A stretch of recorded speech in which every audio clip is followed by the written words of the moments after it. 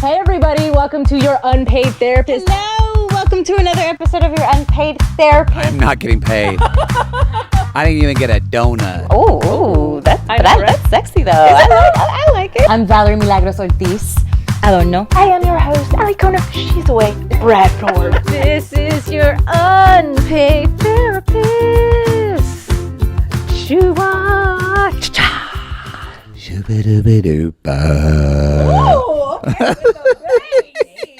These are part 2 of my confessions. We got Jason back and he's gonna, I don't know the words. Hi, everybody. Hi. Welcome back. I hope you guys listened to the last part of it. If not, we'll catch you up on all the tea. We have Jason J. Carter here with us today. And today we're continuing the conversation about being willing to walk away when necessary. I hope I introed that right. Does that sound about right? That's absolutely right. Yes, and we're just going to get into our never have I ever's quick because we want to make sure we have enough and a lot of time to get into the conversation. So, who wants to go? I'm spreading out the cards. I'll go first. Pick yellow again. Yellows. Never have I ever done something incredibly embarrassing or demeaning for money. Ooh. No, never have I ever, because everything I've done that's been incredibly demeaning, I actually enjoyed it for money. I made the choice. So yes, but no. Yeah, so no. Okay, Alikona. I guess that would depend on your own morals, right? Because I was a go-go dancer, but it was at Mandalay Bay Hotel in Las Vegas, and I used that as a means to make it more classy. But I worked at a place called Rum Jungle, and I danced in a cage, but it was 20 feet in the air. And I really enjoyed it because when you're 20 feet in the air, nobody can bother you. I did, when I first moved to LA, Jason, our old roommate, and I, Tara, we got a job at a LGBTQ bar. It was a lesbian bar in West Hollywood. And I was like, oh, this is great. I don't have to worry about dudes like being all gnarly and stuff. And I was on a box. So you're in touchable distance. And women are worse than men. I was dancing and this girl was like eyeing my crotch. And I kept thinking, but there's nothing down there. It's not like, like a guy. It's not like a guy. Alikona. What? She's away, Bradford. What you're talking? Yes, of course. There's something down there. Like that's why they go. Like, of course they're gonna be staring. No, but it's not like a guy where you can see the outline and the silhouette and you're trying to gauge the size. Imagination. I mean, there doesn't have to be a VP of Allie. Wow. You had to know. Wow. Val, sometimes, Allie, sometimes. That's just so innocent. No, my answer is no. Because I was definitely not demeaning. And I was trying to think of embarrassing. Oh, actually, you know what? I have worked on films that I thought were one thing, and then I saw it, and then I was really embarrassed. And I was like, oh, nobody ever sees this. Ever. So, yes, I take it back. Straight to the dark web. Oh man. Oh boy. Okay, right. next. Alikona. I mean, there's a lot of blue ones, so I'm gonna say pick a blue one. I trust you. Okay, I don't know. I'm just gonna pick. Did we do this? Never have I ever sleepwalked? We did do that. Sleepwalked. Is that even how you say it? And my answer was yes. Okay. But yeah, let's do another one. Never have I ever stood up to a bully. Yes, I have. And I was so proud of myself, you guys. I was in elementary school and this girl named Ashley kept on like forcing her way into my seat on the bus, and she'd be mean to me and my friend. And one day I was so proud because I was sitting in the chair and I hooked my foot around like the chair pole or whatever on the bus. So that way, no matter how hard she tried to push to sit in the chair, she couldn't move me. And then she like kept on going to the next chair. And I was so proud. And then a few years later, I became a cheerleader and she was the captain of the squad. I was like, shit. But anyways, still in touch. Was she nice then? Was she cool? Yeah, I think she matured and I hope she forgot. What about you, Jason? Have you? No. Some sort of bully many of my former bosses. No. Yeah, I mean, my whole life has been standing up to bullies. Sure. I mean, I'm trying to think about one like super definitive time. I've never ever had like one of those like where everyone's watching and it's always been just like, hey, listen, you're a piece of shit. What are we doing? Like, but but never ever been super dramatic. So yes, I have, but not in a way that would be in a John Hughes movie Sure. or you would see like an after school special. Yeah. That. I don't know. I can't think of anything. I mean, no, I can't think of anything. Just want to take a moment to do this. Look at the doggo. Look at the Baby. Just like sitting there. There's So if another you're one. just listening to us, she just panned to two cute little doggies next to her. I don't know what kind of dogs those are that you tell us. They're They're dachshunds. wiener dogs. Yeah, Oh, they're wiener dog. dachshunds. All I'm right. sitting. Never have I ever run out of gas while driving. I have not. And I hope one of y'all have. Not I have not either. okay. You have. You have to have. No, I almost ran out of. Yeah, no. Charge on my car. Yeah, Of no. course, I knew she was going to say that. Gas, not me. What is that? Oil who? Exactly. Oh my gosh. I've gotten very close-ish, but like not really because I wouldn't let myself get that close. My dad's the kind of person who's like, if it's like at half a tank, he's like, you need gas. So Yeah. I'm kind of doing that now. That's smart, especially in California or in places where my husband's the same way. He was like, you never know when a disaster is going to happen. Last summer here in South Florida, or last spring, we had a 1,000-year storm where gas, and no, it was bad. Gas was held up at the port, and so you couldn't get gas anywhere in South Florida. And it was bad. And so what do? Like there's rain, you can't get out. It was just, yeah. So you're smart if you're at half, go to full for sure. That's in LA where you're just a day away from like the big one. Jesus. Right? 1,000-year storm, day away from the big one. You heard it here first. The premonitions are happening. Oh my gosh, we're done. Right. Everybody answered? Yes. Yeah. Did we have one more? Did you have to pull one, Val, for you? I did. That was the gas thing. Oh, got it. Okay. Yeah.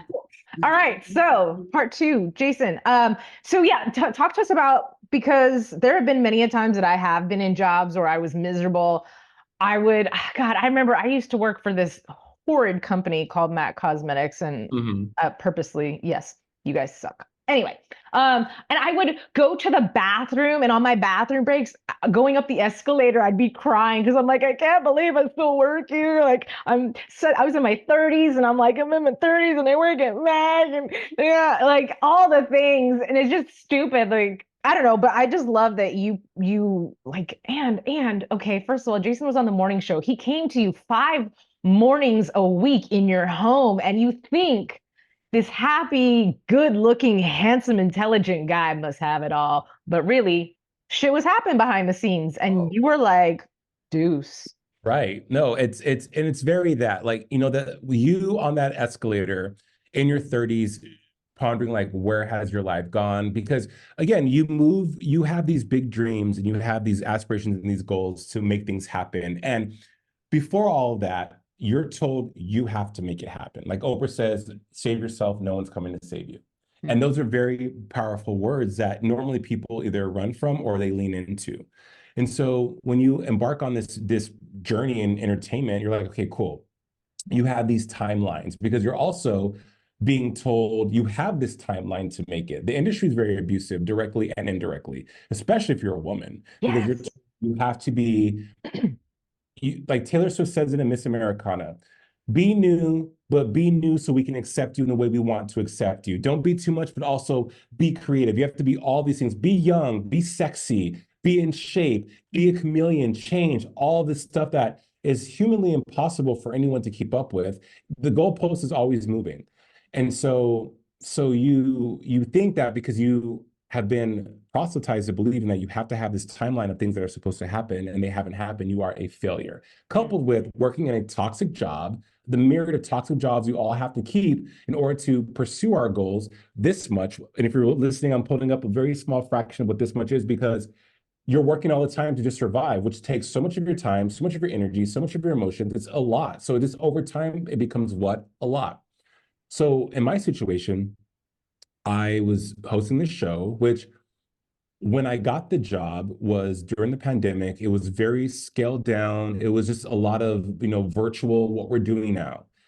And when you've worked and you have experience in the business, you also know how things are supposed to be. You have ideas of how you can elevate things. Why would you stay doing what you've always did when you have the opportunity to make something new and elevate to something better? And so I just thought, okay, cool. I left LA, moved to Miami, didn't have a job, left a really toxic situation professionally in LA. I'm here now, starting new. Let me get back on TV and do what I can. And it was great. Had the opportunity to work with some really cool people. And then the show became successful. But I also realized that I was taking on a lot of the heavy lifting to make this show successful. And for me, it wasn't a lot because that's how I'm built. I work hard. I believe in I work hard. I don't know how else to, when it comes to my craft or what I'm doing, not to give 199.9%, sometimes 205%, depending on the day. I don't know how not to do that. So it just became over the course of 3 years where people that should have been valuing me were not. I wasn't getting the reciprocity that I thought I should be getting. And also, when you are, for instance, a choreographer, you are the mastermind behind the piece you're going to set on the conduit of that movement, who are the dancers.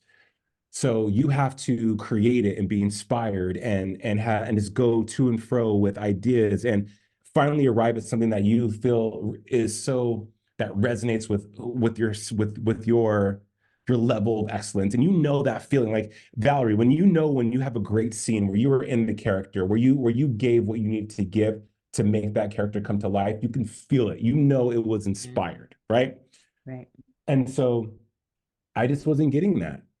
And here I was pouring into so many facets of the business where I shouldn't have been. As a host, my job is to show up, do the job, connect with my guests, make sure the audience is the most important thing, and go home. My job is not to babysit producers. My job is not to babysit salespeople. My job is not to chase after my VPGM or all these people who should be doing their job to prop me up. And then when you are vocal about these things, you are seen as difficult, a diva. You're seen as hard to work with. He has a bad attitude. When it's like, no, I'm just asking to get what I need to do my job. That's all I'm asking for. Which really is the bare minimum, considering the experience you've had and where you came from. It's like, wait a minute. And the humble yourself, Valerie, great point, because you have to humble yourself in every job, because there's some jobs that are really glamorous, network, national. There's some jobs that are indie, but you're just, because you love your craft, you're happy to be working. Absolutely. So you're just like, cool, let me just get into what we're doing. Craft service may be trash, no matter. Who cares? The crew's awesome. No, there's like all these things, right? Like, right. You may have a budget for hair and makeup. They may be like, hey, bring your own wardrobe. Like, what do you have? Right. So, and that was me too. And you make those adjustments for certain things, but I think after a while you can, that feeling of like, wait a minute, okay, now y'all are getting really comfortable. Right, like Friends, the cast of Friends, or Sex and the City, great example. Seasons 1 through 2, low budget, not, but when it became a phenomenon, you saw the production value rise. You saw the salaries rise. You saw the fashion rise. You saw everything rise because they made good on their investment. The success that they had delivered for HBO or Warner Brothers, they were being recouped and poured into by the people who should make them whole. That's what happens in the business, right? And obviously, it's a business. If we all need to get something from it, right? Right. And it just felt like I wasn't getting what I thought I should be getting. There was no promotion of the show beyond my social media. It was just a lot of things. And so, I mean, not to get into too much of the nitty-gritty about it all, but it just came to a point where there was a transaction that should have been a priority months before it became an emergency that it wasn't. And that to me was just like, okay, cool. Obviously, I'm not being valued. If you can't make the most important business transaction in our relationship come to fruition in a timely manner, openly, transparently, without me constantly knocking on your door, right, then that sends a message. And a lot of people, Ali, as you said earlier, aren't brave enough to walk away. And when you make that choice to walk away, you also make the choice to really be without. and to have to deal with the consequences, because people think, oh, I'm gonna give them the middle finger, they're gonna pay, they're gonna feel my absence, they're gonna know. And they will, but you also will feel the absence. You also have to witness being replaced. You also have to witness having something that meant so much to you be gone. I want to read you guys something that a friend of mine put on Instagram that was just so emblematic of what I'm talking about, because she says, the hardest part of leaving a job that is toxic or not is saying goodbye to the future they promised and never delivered. And then and there's another one that's so awesome too. I wish I had it quickly, but it's basically saying that you grieve. There's a grieving process to that. And no matter how right the decision is, no matter how much you know, and in time it will reveal itself that you made the right decision, presently, and even probably after you've known you made the right decision, you still grieve the loss of something that meant a lot to you. It's like a relationship. It's like losing someone. I interviewed a woman named Shay Johnson from Love and Hip Hop Miami, and she, in the last episode, had a miscarriage. And she had said in the episode, you know, why did God take my baby? Everyone else gets to keep their baby. Why could I have my baby? And I told her, feel that. Say it again, because that's real for her. That frustration, that why is real. And it's okay to feel that way. She's not always going to feel that way. And I told her that I'm not always going to feel like I'm never going to work in television again, or, you know, all the things you feel when you're transitioning into different things, relationships, buyer's remorse, all the things that you feel when you make big decisions. You question, like, did I make the right decision on that big decision? But I think back to when I was present in that situation and knowing that this can't be my life. Ali, you at Mac, going up that elevator, you knew that that could not have been your life. And so one day, be it you get fired, the favorable thing would be to have you move on to a better opportunity. But More times than not, you don't move on to a better opportunity. You're out the door. I actually want to talk about that. I want to touch on that because my life has been different. I get kicked out of stuff. And that's because I do have that fear of, well, what's going to happen next? Or how am I going to pay my bills? And not that that's right. This is just me being honest. And with Mac, I was miserable. I didn't like it. I didn't like the way I was being treated. I didn't. Yeah. And on top of that, you know, me being vegan, I was hired under one understanding of how the company operated. It changed the way it operated. And then it was started testing on animals, which for me is a big no.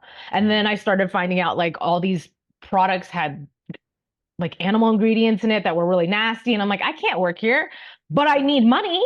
And I auditioned for Monster Jam.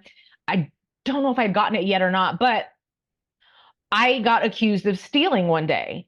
And I was like, wait, hold on. I used a coupon. There was a foreigner who left a coupon that was like 20% off. And I ended up using, she left it. It was a coupon. I used a 20% off coupon. They took me downstairs and treated me like a thief. Like took me into the interrogation room, started asking me if I'd stolen anything else from the company and told me that I was stealing from the company because that discount was not meant for me.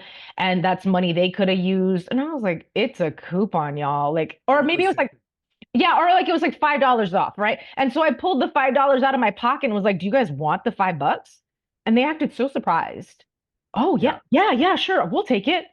And then they proceeded to escort me upstairs with security, get my belongings, and escort me out the building and told me that I was no longer allowed in that building again. And I was like, what in the thank you. Fuck? Yeah. You know what? You're telling the story. I've never heard it. But the way God and the universe and whatever you want to believe protects you in so many different fucking ways, I feel like that was they were this is wild, you guys, because she just had another thing more recently occurred. And I'm not going to get into the details of it, but it was something that she had kind of talked about, kind of been complaining about.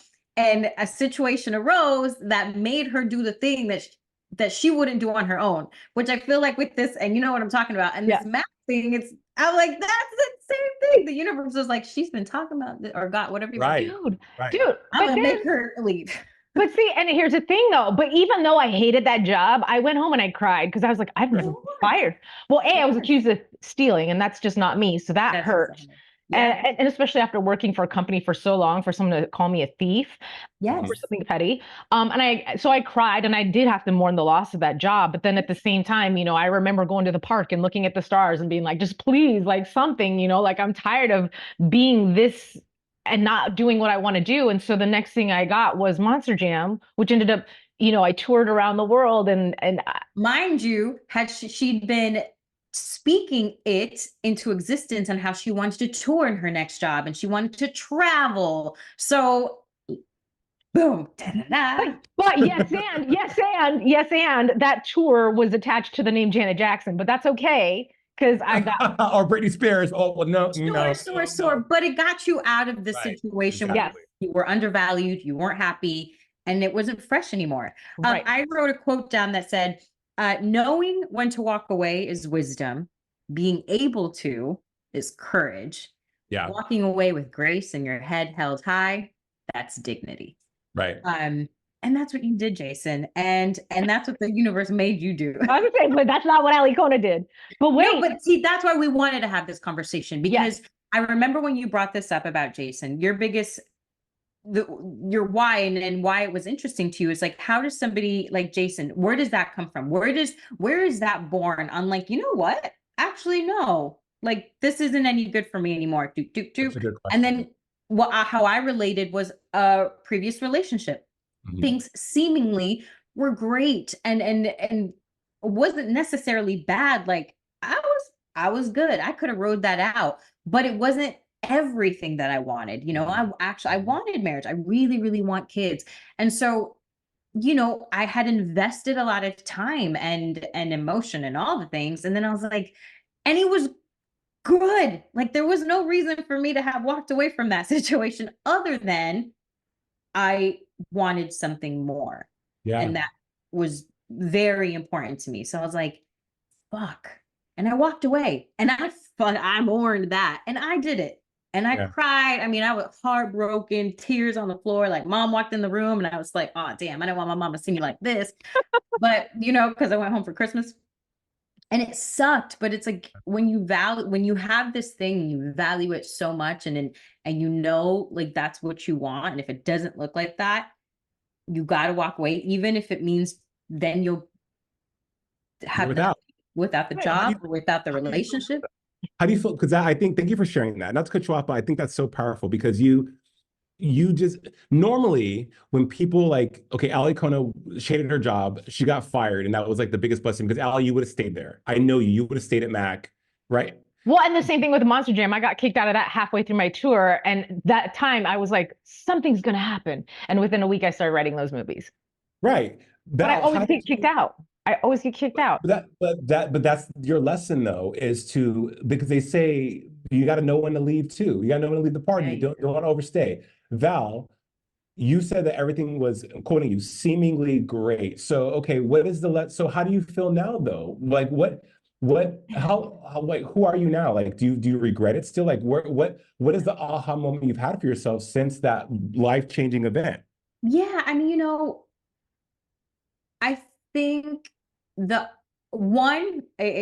what's been really neat is to talk to some of my dear girlfriends who've had similar situations and relationships and been like, damn, I saw that you left that. And, for them, things were worse with cheating partners or blah, blah, blah. And it's just like, well, fuck, what am I doing? So to be able to inspire people close to me to like, you can do it. Like, I love love. I love relationships. I mean, I wanted a family when I was in my 20s. I wasn't a dating around girl. Like I've just always been like,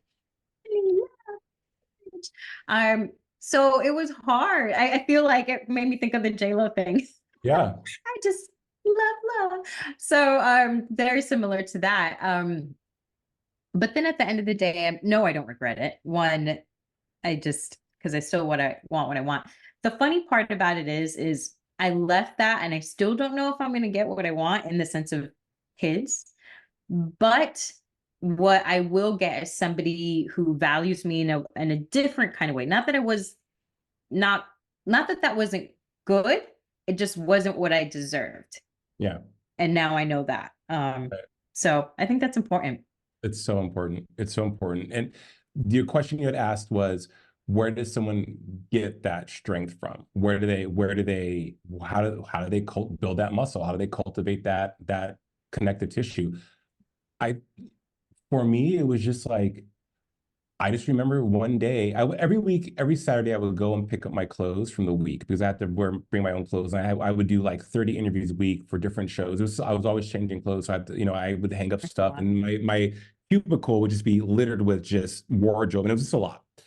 And I would just sit there and I would look around and be like, this is no, okay, like this, no, like this has to be, no, it just never felt like it never felt moving momentum. It always felt like it was barely pushing a boulder up a hill and then 3 steps back, pushing it up again. Every day it felt like that. And so I just thought like, I can't, no, this is not my story. I can't let this be my story. And my husband, who I love and adore, he helped me. I talked to him about everything, and he's a lawyer and he's very direct and very methodical and just very clear about decisions. And he was just like, this is not, you could stay and you'll be miserable, Jay. And I'm sick of you being miserable. Or you can make a choice and move on and put this behind you. And so that's what I did. And then once you finally make that decision, or once you finally have that somewhere in your fiber, then other things start validating that. So I had made that decision probably like October, November. And then as things went on towards the end, towards like as it crescendo to the finale, it was like, no, no, no, absolutely not. Are you kidding me? And there was just all these it was death by 1,000 cuts over and over and over again. And then it just became a thing where my husband was like, I'm handling this. This is what we're gonna do. How do you feel about it? I'm like, absolutely, let's drop the hammer. And that's what happened. And then you have to deal with the aftermath. You have to deal with people reaching out to you about it, about, especially when you're the only face of something, when this is essentially your baby. You birthed this and created it and grew it up and did all the things. And then you're just like, okay, there you go. I don't know. You'll find someone. It's especially when you care about what you do. It'd be different if you weren't attached to what you do, or we're not passionate about what you do. But when you are, it's hard to walk away from it. But it's like when you get fired for the first time. The next time, or you're like, oh, it's not as bad. You're like, okay, well, I've been here before. Sucks, but I mean, I survived my darkest days. I'll survive this too. Like, what are we doing? And I think that's I right now in this moment, I think that that's probably one of the blessings that'll come out of this. I hope that my plan is to have that really cool national morning show job and be what I've always wanted to be on television. I'm so thankful I got to do that here, because every experience, I have to believe this too, and I think I've seen it in my life as well, just sets you up for the next experience. And Really does. yeah. And with people, careers, dogs, anything that you experience makes you more obviously aware and knowledgeable to handle it even better for if it comes around again, or if it's something different, or you have that hindsight 2020 thing that everyone likes to talk about, like you'll wake up one day and realize, oh, that's why that happened. You're like, well, can that day come now? Right. It really will. I mean, I think about my life and certain things that worked out or didn't work out. And it has happened again and again and again, which is so satisfying. And also gives me this sense of peace, because I've never had a moment or gone through something that I didn't have that. So I'm like I feel safe in all of it in a weird way. And I remember Alikona, I don't know if you remember you telling me this. And I think about it a lot when I've never told you. You said you thought it was really interesting, or it stuck out to you that after I left my last show, or I was done, that I got the apartment that I did, knowing, because it was an expensive apartment, and knowing that I didn't have work. And you said that you and T. Michael had that conversation. And I thought it was such an interesting thought that you had, because it's never a thought that I had, because I don't think that way. And I don't think in lack, I don't think like, how, like, I wasn't thinking in like, oh, this is a bad thing. Like I was like, yes, I get to be back in LA. And I did go through the breakup, but I was like, now I get to decorate my house how I want to. And there's so much light in this place. And like I was living in that space. So when you said that to me, it's like, huh, that is really interesting that your head went into, How am I going to pay for wow, it? huh? Well, yeah, no, but I said that because, and you know this, but I said it because I was like, I really admire that because to me that shows a lot of faith in yourself, your Right. talents, and what you know is going to happen for you in the future. Right. And I love that But you said what was that. interesting is that I think that's what you would have done for yourself. Like you went into the worry, into the, you know what I Oh, mean? yeah, no, 100%. I was raised on scarcity. Yeah. 100%. And so it's like, and scarcity disguised as be smart about your Sure. decisions so you don't get yourself into a pickle. Which is So such a fine line sometimes. yeah, Yeah. no, totally, That's totally. like, oh, which one is this one?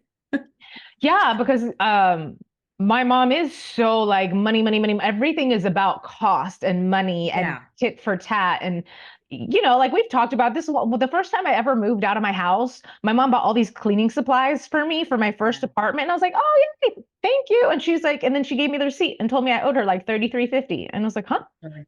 Well, that's how much it cost you. Or like, but I'm like, I didn't ask you to buy these things. You went out and bought them for me, but you need them. So she thought she was helping me by doing the favor of Yes. purchasing the items so I didn't have to go to the store. But then at the end of the day, wanted to charge me for, so it's like that's something I'm still working on, like getting out of that headspace and really fully Yeah. aligning. But at the same time, it's cool because I am friends with you and with Jason. And if I ever find And myself you plan millionaire parties. yes, yeah, which is sorry, my computer unplugged. But yeah, but that's my effort towards growth and changing my emotion around money is doing little things like that, like celebrating the things that I know are coming. Because I know they're coming. It's not that I Yeah. don't know they're coming. It's just that in the moment there are times where I'm like, can I afford like is that okay? Like, am I gonna get Yeah. myself in a pickle? And that's very real and healthy though. Like don't not have that. I mean, because I think it is a really fine line of being like, no, I'm good. And then not that those moments don't come around and be like, I'm good, right? Yeah. I'm like, oh, maybe no Starbucks today because shit. Yeah. No residuals have come this month. That happens. Yeah. Yeah. That scarcity mentality. I feel you, Allie, because I grew up that way too with my mom after my parents divorced, and I had two jobs at 15. I had two jobs in high school, and it was always like $20 was a lot of money, and you Yeah. had to make. It was just always robbing Paul to pay Peter, or just like scrounging, scrapping, and so money becomes such a big Mm-hmm. dark cloud that's Mm, follows you everywhere, and it colors so many situations of your life and interactions with people too, like when you go out to eat or someone just yeah, it's just very, very weird. But Valerie, I think to your credit, you've been able to say, especially as a working actress in Los Angeles in a time where the ebbs and flows of this business are so high and low now. I mean, I'm sure there's times where there was times in the business where okay, things were steady. There was pilots. There was a lot more scripted programming. There was so much opportunity to possibly get. Now with the writer strike, streaming, Oh social yeah. media, things. Even in my industry, television is drying up. Like there's not. People are doing more for less and Oh yeah. giving out less and wanting more. So Yeah. but for you to be like, you know what, I'm good. I'm good. And how many times, and think about this, and you guys listening too, how many times in your life have you been like, I'm good, I got money, and then more money comes. You're just like, I'm good, I can Yes. afford this. It's like, and you're just like, I'm not, and you're not worried about it, and you think, and you have it. But when you need it and you're worried about it, it's like nowhere to be found.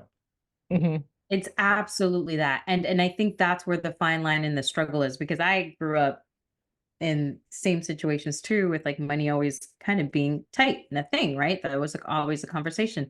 Um, and that happens with residuals or times where I'm like, oh gosh, I haven't worked in a bit. And then all of a sudden, Gabby Duran comes through, ready to hit the floor. And I'm just like, that is so crazy. Like I have these conversations with myself and it brings me to tears sometimes. I'm not even going to lie. Like I'll have these moments of like, see, like you've literally always been good. And I have conversations with friends like, you're talented, like you've been here how long? Like you've figured it out. You're good. You're good. You're good. Like you've always been good. Why would it be different now? I think Yeah. that's so important. To have that faith in yourself more than anything. And I think this what this episode, what these 2-part episode has been about, is having that faith in yourself and like, I got this, like I'm worth it. Another Yeah. quote that I wrote was, people know your worth. They just hope you don't. Right. So you just got to know your worth. Yeah. That's so true. And I think when the scary part is leaning into that and believing it, because Yeah. I think the people I was working with thought I was bluffing. Mhm. And they probably felt that I wasn't again, a message they were sending was about how they felt about me was in the behavior of what they were doing. Mhm. And when we hit back and we're like, no, we're not bluffing. This is what's going to happen.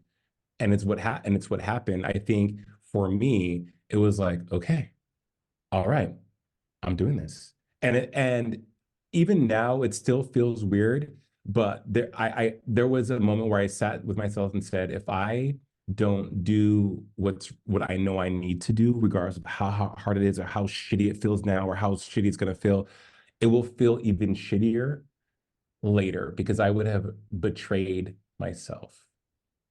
Yeah. And that how do you come back from that? How do And you you're come going back? to be on a show talking hopefully to all of our listeners and then viewers at that time.